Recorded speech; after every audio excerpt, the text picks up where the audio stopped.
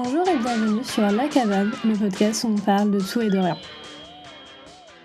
Dans l'épisode du jour, on va reprendre le format avec des invités et aujourd'hui j'accueille Juliette qui a une chaîne YouTube, un podcast et comme d'habitude, chaque information sera dans la barre de description si ça vous intéresse. Aujourd'hui au menu, on va avoir une discussion un peu basée sur des questions autour du dating. Donc chacune de nous, en fait, on a mis des questions de côté qu'on va se poser.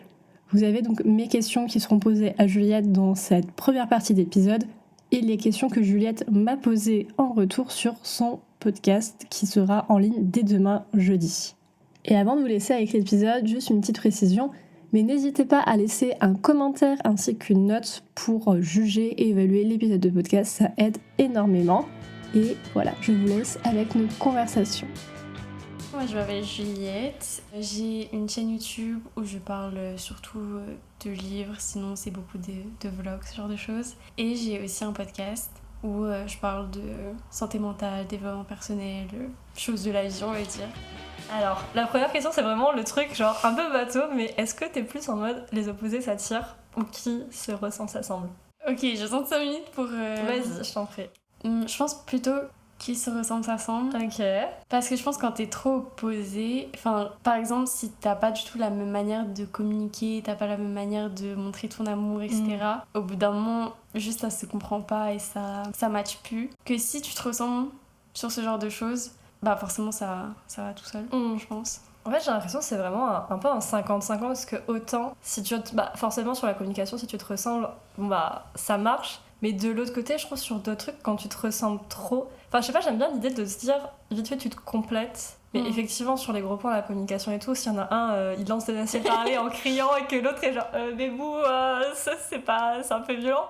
En fait, je pense que si t'es trop pareil aussi, il y a moyen que tu t'ennuies. Parce que, bon, bah, enfin, je sais pas, je trouve ça intéressant de quand la personne n'est pas pareille que toi, t'apprends forcément plus de l'autre personne. Ouais, je pense que t'as raison, faut que ce soit un peu un mix des deux. Ouais. Mais je dirais quand même plus, faut se ressembler sur certains points et... Je me dis, tu vois, les trucs, à la limite, si tu te ressembles, je me dis si on aime tous les deux lire, mais alors pas le même, peut-être pas la même chose, tu vois. Enfin, je sais que souvent les gars, ils vont lire, je sais pas, la non-fiction, des trucs bien, de l'économie et tout. Vraiment, dans ma coloc, les livres des gars, c'était l'économie, l'immobilier, et moi j'étais là avec mes petites romances, mes petites fantaisies. C'est pareil, là exactement le même genre de livre. Ça me dépasse. Mais du coup, dans ce cas-là, je trouve que ça va, genre c'est pareil, mais en même temps ça se complète. Lui, c'est pas forcément vraiment en mode négatif, mais je sais pas si t'as eu soit un pire date ou un truc genre un peu loufoque, tu vois, genre un peu drôle à raconter, ou je sais pas, il s'est passé un truc qui s'était pas prévu, ou je sais pas, il y a eu une anecdote, ou... En vrai, je crois pas. T'as eu que des dates, genre ça s'est passé de façon normale de base, genre tout va bien, genre y a pas eu un grand fou. Non, je crois pas. C'est pas ton cas. Ça m'est déjà arrivé d'avoir un peu des surprises, on va dire, physiquement. Tu vois. Ce qui était pas horrible en soi, mais c'est vrai que surtout les dates, ça m'arrive très rarement que ça soit suite à, je sais pas, une soirée ou quelqu'un que j'ai vu en vrai avant. C'est souvent basé sur des photos en ligne. J'ai un peu un trait toxique de me dire des fois, quand la conversation est bonne, tu sais, je regarde plus trop les photos, j'oublie. Ouais, je vois. Et sauf qu'il y a un moment, je la vois, je vois la personne en face et je me dis, peut-être que j'aurais dû éventuellement checker. Et du coup, ça fait que des fois, je sais que ça va pas aller plus loin, mais en même temps, tu vois, c'était prévu, la personne est là, je vais pas lui dire ciao en face à face. Du coup, je maintiens un truc pendant 3-4 heures et je parle et je suis genre, putain, mais qu'est-ce que tu fous dans cette situation, encore une fois, mais... Est-ce que tu gardes genre la relation en mode... on est en date, on se parle, mais normal, tu vois, où ça pourrait limite passer pour de l'amical, ou tu gardes le truc un peu de flirt, même si tu sais que c'est mort? Non, parce qu'en fait, déjà, alors, faut savoir, c'est flirt... Genre, de base, j'adore flirter, les jeux de mots et tout, mais je sais pas comment dire, mais le fait... Enfin, surtout au début, je suis une grosse quiche, c'est-à-dire, genre, il y a pas longtemps, il y a un gars que j'ai match sur Hinge, et il avait une photo avec une poule. Tu vois, je sais pas c'est quoi la chute, mais... Et c'est juste, tu vois, en vrai, tu vois, j'aurais pu dire un truc, je te trouve beau, enfin, tu vois, j'aurais pu dire quelque chose physiquement, j'aurais pu flirter, j'ai commenté la poule, bien évidemment. Donc, en vrai, j'ai pas trop ce truc-là, et vu qu'il y a un problème, enfin, pas un problème physique, mais tu vois, je vais pas mentir et faire genre, ouais, vas-y, je t'aime trop. C'est amical, mais pas vraiment, parce que, en vrai, c'est un premier date, donc forcément, tu vois, on va pas se galoche, donc en vrai, j'ai eu un peu l'impression qu'à la fin, souvent, ils captaient pas la différence, tu vois. Mais ouais, genre ça, c'est vrai que j'ai du mal à le dire en face, tu vois, genre à la fin, j'ai plus envoyé un message que vraiment être à la fin en mode bon, ben, tu vois, genre ouais, ça. c'est trop dur de dire. Mais tu sais que j'y pense. Enfin, il y a souvent cette conversation de ouais, c'est vraiment un connard. Il me l'a dit par message ou il m'a quitté par message, tout ce genre de choses. Bon, si c'est une relation de 3 ans, oui, c'est chaud de quitter la personne par message. Mais si c'est juste un truc genre un date ou un truc de 1 mois et tout, limite, moi, je préfère qu'on me le dise par message et être dans le mal toute seule de mon côté que la personne me le dise en face. Je trouve ça super gênant d'avoir ce moment en face, que tu sois la personne qui dise ou la personne qui reçoit. Je me dis, ça dépend à quel moment. Tu vois, si c'est en face et que, je sais pas, c'est dans un café, un truc à l'extérieur, je me dis, bon, au moins, c'est fait en face. Enfin, c'est plus ou moins dans ma tête de me dire, au moins, j'ai vu la personne une dernière fois et je sais que, tu vois, que c'est la dernière fois, je suis préparée à l'idée. Après, c'est clair que si dans ma tête, je me disais, je dors chez la personne et que je suis dans sa chambre et que là, il me dit ça et qu'après, il est en mode, ah, tu veux rester du coup? Et t'es genre. Et ça, en vrai, ça m'est un peu arrivé. Genre, on a eu une conversation comme ça et du coup, bah, on était un peu genre, bah, du coup. Tu vois, genre, le gars était dans mon lit, j'étais genre, bon, bah. Ouais, bon, bah, écoute, ouais, bon, t'es là, reste là, quoi, mais. Oh non, oui. Et ça arrive. Après, il est parti le lendemain quand même en m'embrassant en me disant, ouais, passe un bon week-end. Je suis genre, ouais, bah, je vais faire ça, ouais, je vais passer un bon week-end, t'inquiète même pas. J'ai une question un peu plus débat, mais est-ce que sur la. Bon, c'est un peu une question en 2 parties. Première partie, est-ce que, genre, pour toi, la tromperie, ça se pardonne? Et deuxième partie, est-ce que tu penses que, genre, je sais pas, genre, un gars qui trompe et tout à 25 ans, à 50 ans, il est toujours pareil ou ça peut changer? Alors, moi, je pense que, genre, si là mon copain me tromperait, je pense que j'aurais envie de lui pardonner parce que, genre, je suis amoureuse et je serais en mode, j'ai pas envie. Enfin, ça dépend l'état de la tromperie, tu vois. Si c'est un truc de soirée, il était bourré, machin, c'est pas la même chose si ça fait 1 mois qu'il est en train de draguer une fille. Mais je pense que, genre, si c'est un truc vite fait comme ça, en soirée, bourré, je sais pas quoi, je serais en mode, ça serait con de gâcher une relation pour ça.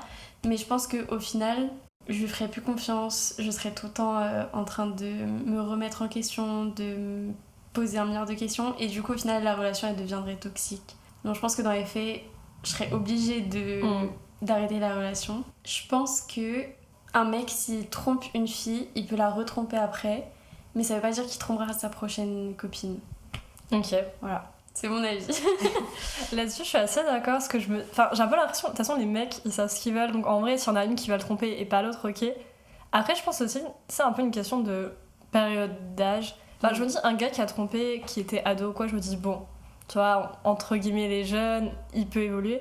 Mais je pense que, je sais pas, entre 25-30, si t'es encore dans ce truc-là, je me dis, je sais pas si vraiment t'évolues. Parce que, enfin, pour moi, il y a un moment... Je sais pas, t'es vraiment adulte et si même à ce stade-là, tu le fais encore, je sais pas, genre j'ai un peu des doutes. Mais après, pour la question de la tromperie, c'est vrai que il y a peu la question de comment tu définis la tromperie aussi, parce que c'est clair que vraiment, même en fait, des fois, je trouverais ça pire que le mec qui est avec toi, je sais pas, il parle avec une meuf pendant 1 mois, même si ils sont pas embrassés ou quoi, mais que c'est un peu en mode flirt, il y a un truc et tout derrière, alors que j'ai pas envie de pardonner un bisou, mais si c'est un truc comme ça, t'as pas réfléchi, bon, t'es con, mais... Je suis totalement d'accord. Genre, le truc qu'il y ait de la drague entre mon copain et quelqu'un d'autre, je trouve ça 1000 fois pire que un bisou fait bêtement, on va dire. Et surtout que c'est... Je vais pas dire que c'est réfléchi, mais c'est quand même vachement conscient, c'est que ça se passe en journée, ça se reproduit. Et t'as le temps de te dire c'est mal ce que je fais. C'est ça, t'es même pas censé y penser, t'es là genre j'ai une copine, théoriquement... pas censé faire ce genre de choses. C'est hyper délicat. Des fois, enfin, il y a des gens comme ça, tu sais, qui pardonnent tout un truc, parce que ouais, ça fait longtemps, mais comme t'as dit, si c'est enfin, après, c'est horrible. Ouais, je vois tellement enfin, pas dans mon entourage, mais j'entends tellement d'histoires de gens qui pardonnent la tromperie. Et après, par exemple, la fille, elle va s'énerver pour rien, elle va pas le laisser sortir. À chaque fois, elle va lui remettre ça sur le tapis et tout. Je pense que si tu pardonnes, c'est que tu pardonnes vraiment, donc tu décides vraiment de dire vas-y ça j'oublie et c'est super dur. C'est ça. Puis même, je pense qu'il faut aussi, enfin là on parle du coup de la meuf de pardonner, mais il faut aussi que du coup de l'autre côté je pense le gars tu vois il y a des trucs qu'il revoit dans sa vie et je pense qu'il change 2-3 trucs et qu'il soit prêt à comment dire, à me montrer que théoriquement il veut plus le faire parce que c'est ça en fait, de toute façon tu sauras jamais, enfin il y a 2 trucs comme ça je me dis mais même je sais pas quand t'as des enfants ça n'a rien à voir mais Tu vois, tu sais jamais ce qu'ils font vraiment à l'école et il y a des moments, tu sauras jamais tout ce que fait même tes potes ou ta famille. C'est comme quand tu dis que chaque personne a une vie. Je sais pas si tu vois ce que je veux dire. Je sais pas, genre t'as l'impression que les gens c'est des personnages dans ta vie et après ils rentrent chez eux, ils existent pas. C'est des Sims en fait, tu les contrôles à chaque fois et après t'arrêtes. Mais non, mais c'est trop vrai, tu sais, des fois je suis genre, mais ils font quoi? Ils me répondent pas, je suis. Ah, ils vivent. Genre ils vivent sans moi, comment c'est possible? En vrai, ça c'est une question que je me suis posée, mais est-ce que tu penses que. Attends, faut que j'explique bien la chose. Non, mais est-ce que tu penses que en gros tu peux terminer avec ton premier amour, genre t'as juste une relation, t'en as pas eu d'autres, t'as aucune autre expérience, c'est juste cette personne-là, mais en étant, on va dire, heureux, genre premier degré, pas en mode bon, vous avez fini ensemble, mais tu sais que dans les caractères des deux personnes, c'est parce que. Enfin, je dis pas ça négativement, mais il y a juste des gens, tu vois, je sais pas, ils vont pas déménager, ils aiment bien la routine, ça leur va. Et pour ces personnes-là, je suis en mode bon, bah. Enfin, je sais que ça leur va parce que c'est un peu leur caractère d'être dans ce truc routinier et de pas chercher, entre guillemets, plus loin que le bout de leur nez, désolé si des gens font ça. Mais bon, voilà, mais genre premier degré, genre je sais pas, des gens où je me dis vraiment ils ont vécu leur rêve, ils regrettent rien et genre vraiment ils se posent pas de questions, j'arrive pas à savoir si premier degré c'est possible quand t'as pas vécu autre chose. Moi je pense que ils peuvent être vraiment heureux et surtout je pense que, enfin, ils savent pas ce qu'ils ont raté entre guillemets. Mais je pense que tu rates quand même sur la connaissance de toi, de toi-même et la connaissance des autres parce que je pense que t'apprends beaucoup sur toi en échangeant avec les autres. Tu perds quelque chose, mais d'un autre côté, si t'as vraiment été heureux avec une personne et votre amour il était sain et vous étiez heureux ensemble, je trouve que c'est quand même très beau de. Genre, tu passes ta vie avec une seule personne. Mais c'est vrai que sur papier, c'est mignon. Après, je me dis, il y a des trucs qui, même si tu veux apprendre avec tes potes, il y a certaines choses, surtout je pense d'un point de vue physique, où tu peux pas l'expérimenter normalement avec d'autres personnes, a priori, quand t'es dans, on va dire, un schéma assez classique. Ouais, même la communication ou même les différentes formes, on va dire, de langage d'amour ou quoi. Bon, après, je veux dire, si t'as pas connu les 5, c'est pas grave, on va pas mourir, t'as pas besoin. Mais c'est vrai qu'il y a des trucs comme ça, genre, ouais, c'est en changeant de partenaire que tu vois la différence et je me dis, ouais, je sais pas. En fait, dans ma tête, j'ai du mal à me dire, tu connais que un truc et c'est tout. Je suis pas sûre que ce soit le meilleur. Ouais, genre, tu rates une partie de ce que tu pourrais apprendre de la vie, tout simplement.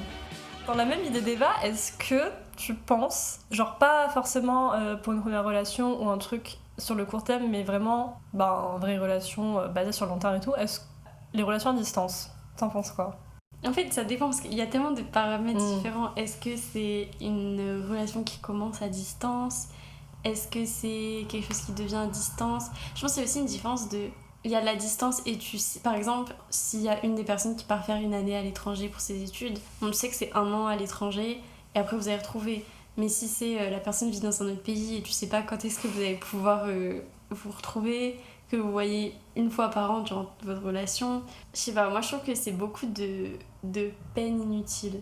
Genre je me dis à la limite, si tu dis là c'est pas possible, vous êtes tous les deux à distance et vous pouvez vous voir 2 fois par an, bah à la limite laissez-vous partir et si vous devez vous retrouver, que les circonstances sont meilleures, vous vous retrouverez. Mais je sais pas, je pense que tu peux pas être 100% comblé en étant dans une relation à distance, surtout si tu sais pas quand est-ce que ça va finir quoi.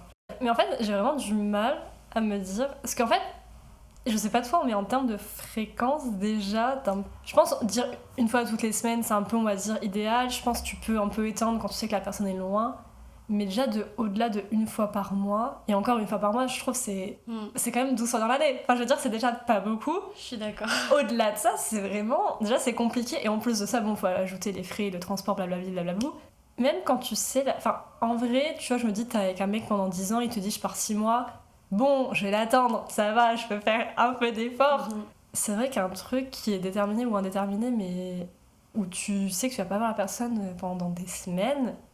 Et que, en fait, je sais pas, mais parce que j'en ai vécu juste une, et j'avais vraiment ce truc de, même si tu sais, tu peux envoyer des lettres, faire des FaceTime, des trucs là, je sais pas, j'avais vraiment l'impression de vivre derrière mon téléphone, et même si d'un côté ça me permet de connecter avec la personne, bah de l'autre, j'avais l'impression du coup de moi de pas être connectée de ma vie, enfin, dans le monde réel, entre guillemets. Et voilà, c'est déjà la fin de l'épisode. Si vous souhaitez que la conversation continue et en savoir un peu plus sur ce qu'on pense sur ces sujets-là, je vous invite à aller écouter l'épisode de podcast de Juliette qui sort demain jeudi ou qui est peut-être déjà sorti, où cette fois-ci c'est elle qui me posera des questions autour du dating et auxquelles je vais répondre. En attendant, moi je vous fais des gros bisous, je vous dis à mercredi prochain pour un nouvel épisode de podcast, et en attendant n'hésitez pas à rejoindre les réseaux sociaux du podcast et à échanger et à dire ce que vous avez pensé. Bisous.